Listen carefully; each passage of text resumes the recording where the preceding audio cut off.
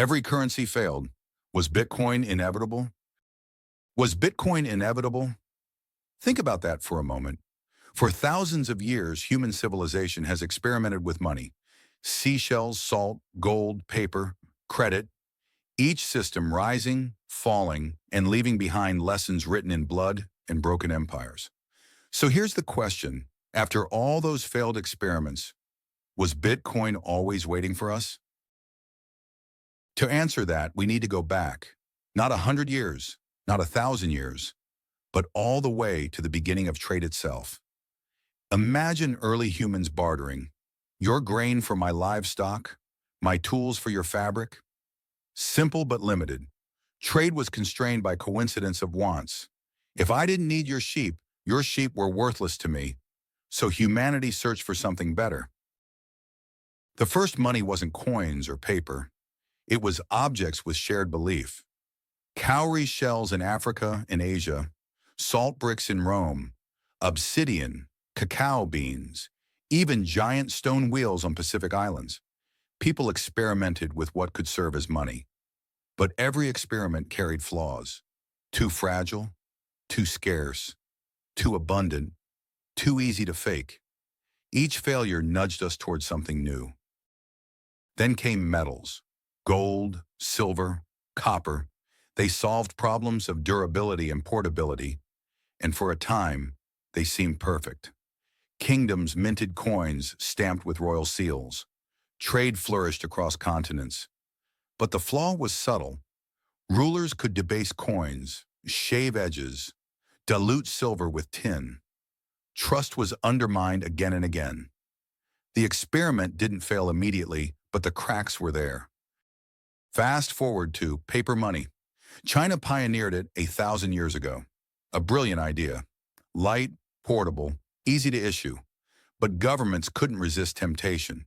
Too much paper chasing, too few goods. Hyperinflation destroyed dynasties. Europe tried later. Colonial America experimented. France nearly collapsed during the Mississippi bubble. Paper had potential, but without discipline, it became a tool of chaos. Then came banks and credit. Goldsmiths issued notes redeemable for metal stored in vaults. Slowly, those notes circulated as money. Fractional reserve banking was born. This was genius and dangerous. The world embraced it because it made trade more fluid, economies more dynamic. But every bank run, every panic, every crash was another failure, another warning sign. The 20th century brought the biggest experiment yet: fiat money. Paper no longer tied to gold. Value no longer anchored by scarcity. Just government decree. This is money. It worked at first. Nations grew. Wars were funded. Prosperity seemed endless. But inflation crept in. Central banks manipulated supply. The rich found ways to benefit. The poor paid the hidden tax of devalued currency. Was this sustainable, or just another chapter in the book of failed experiments?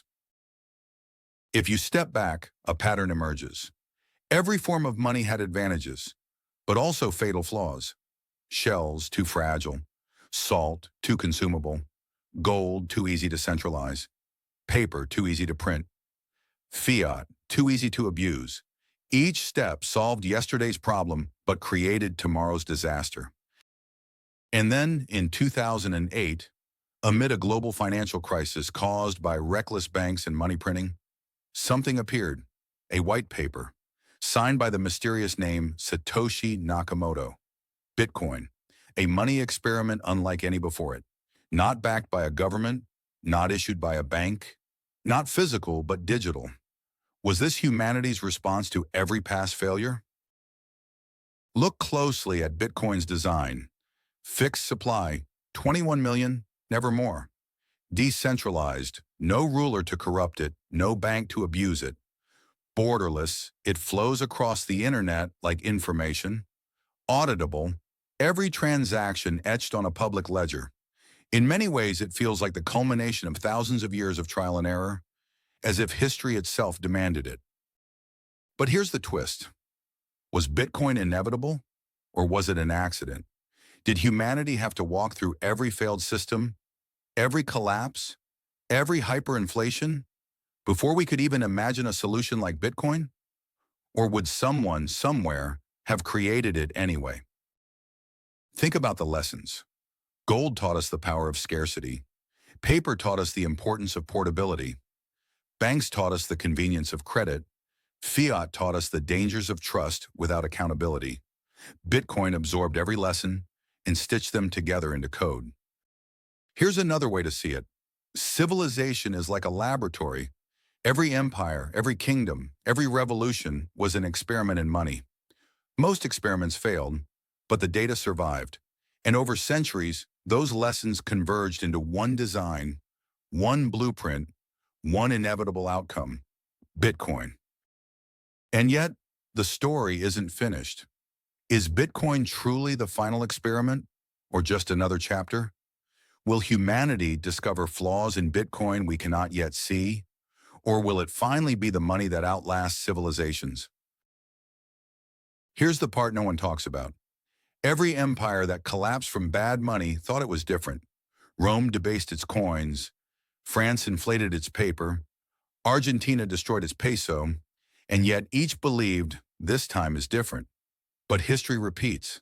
That's why Bitcoin feels so inevitable. It's the first money designed not to repeat those mistakes. Imagine, what if we had Bitcoin from the start? No hyperinflations, no bank panics, no financial crises? Would history have looked the same?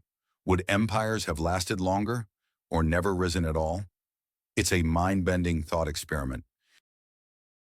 But maybe it doesn't matter, because here we are, standing at the edge of history's greatest money experiment. Bitcoin, born from centuries of failure, shaped by the wreckage of every currency before it, and placed into our hands at the very moment trust in money collapsed. So, was Bitcoin inevitable, or was it a miracle? Maybe both. Maybe history doesn't repeat, it converges. Every failure, every lesson, every collapse was simply steering us toward the creation of Bitcoin. And now the question is no longer, was Bitcoin inevitable? The question is, will humanity recognize it? Or will we continue repeating the same money experiments, ignoring the solution sitting right in front of us? If you've made it this far, you're not just watching another video, you're part of a much bigger story. Because the truth is, knowledge like this isn't shared in classrooms or on the evening news. This is the knowledge of history's deepest patterns, patterns that point to Bitcoin as the culmination of money itself. So, what do you think? Was Bitcoin inevitable or just lucky timing? Leave your thoughts below. Share this video with someone who still thinks money has always just worked, and subscribe if you want to keep exploring truths you won't hear anywhere else. Because here, we don't just talk about Bitcoin, we uncover the story of civilization itself. And this story is only just beginning.